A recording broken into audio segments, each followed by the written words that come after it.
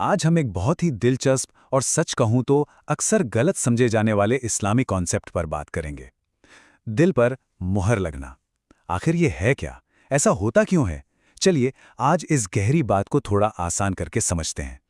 तो सबसे पहला और कह सकते हैं सबसे बड़ा सवाल तो यही उठता है कि भाई ये दिल पर मुहर लगना, इसका असली मतलब क्या है? क्या ये कोई पहले से तय की हुई बात है या फिर ये किसी चीज का नतीजा है? देखिए, सबसे पहली बात तो ये है कि ये कोई अचानक होने वाली रैंडम घटना नहीं है। दरअसल ये अल्लाह की तरफ से दी जाने वाली एक सज़ा का कानून है। हाँ, एक पूरा सिस्टम है, एक निज़ाम है जिसके तहत ये सब होता है, और यही समझना सबसे ज़रूरी है। तो मुहर लगना है क्या? यूं समझिए कि ये खुदाई सज़ा है। इसमें होता यह है कि अल्लाह उस इंसान के लिए हिदायत मतलब सही रास्ते का दरवाज़ा बंद कर देते हैं। लेकिन किसके लिए? उसके लिए जो लगातार जानबूझकर सच्चाई को ठुकराता रहता है।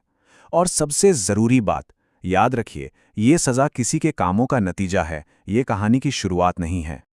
अच्छा, अब इस पूरे कॉन्सेप्ट को अगर जड़ से समझना है ना, तो हमें सबसे पहले बात करनी होगी इरादे की आज़ादी पर। यही वो बुनियाद है, वो फाउंडेशन जिस पर यह पूरा कानून टिका हुआ है। ये इंसान को मिला सबसे बड़ा इख्तियार, सबसे बड़ी पावर है। हमें बताया गया है कि अल्लाह ने इंसान को अपना इरादा बनाने और उस पर चलने की पूरी पूरी आज़ादी दी है।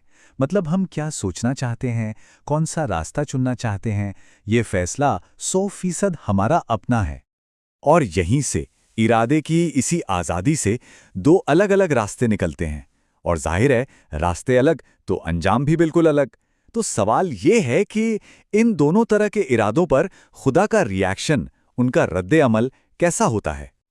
ये बहुत दिलचस्प है। जब कोई इंसान नेकी या भलाई का पक्का इरादा करता है, तो अल्लाह पहले उसके इरादे की मजबूती को देखते हैं, उसे परखते हैं, और जैसे ही वो ये देख लेते हैं, उनकी तरफ से मदद आनी शुरू हो जाती है। यहां तक कि फरिश्ते भी मदद को आ जाते हैं।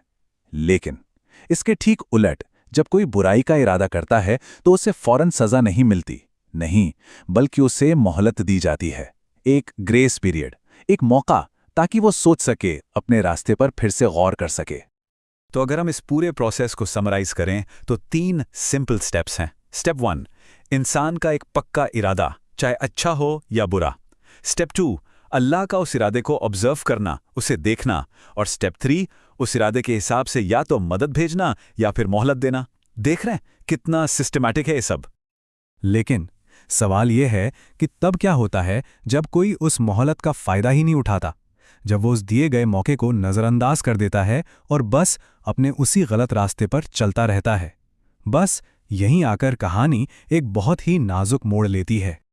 जब कोई इंसान उस दी गई मोहलत का गलत इस्तेमाल करता है, मतलब वो उससे कोई सबक ही नहीं सीखता, अपने तकब्बुर, अपने घमंड में अड़ा रहता है और सरकशी और जुल्म का रास्ता छोड़ता ही नहीं, तो फिर एक बहुत ही खास नतीजा सामने आता है।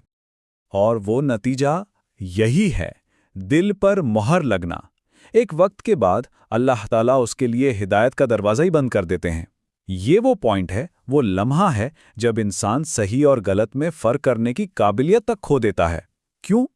क्योंकि उसने खुद ही उस दरवाजे को इतनी बार धक्का दिया था कि वह बंद हो चुका है। अब आते हैं सबसे ज़रूरी, सबसे क्रूशियल पॉइंट पर। ये जो मोहर लगने का फैसला है, ये इंसान की पैदाइश के साथ तय नहीं होता। नहीं, ये इसी दुनिया में उसके अपने किए गए कामों का, उसके अपने अमल का नतीजा होता है।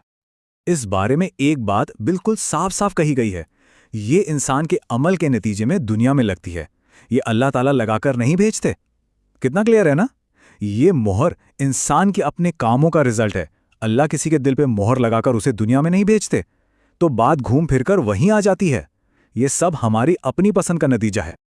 इसकी एक क्लासिक मिसाल तारीख में मिलती है। जब पैगंबर ने अपनी कौम को सच की दावत दी, तो कुछ लोगों ने मन में पक्का कर लिया कि भाई कुछ भी हो जाए हम तो नहीं मानेंगे। जब उनका ये अड़ियल रवैया बार बार सामने आया, बिल्कुल साफ हो गया, तब ये कहा गया कि अब इनके दिलों पर मोहर लग चुकी है। क्यों? क्योंकि उन्होंने हिदायत पाने का हर एक मौका खुद ही ठुकरा दिया था।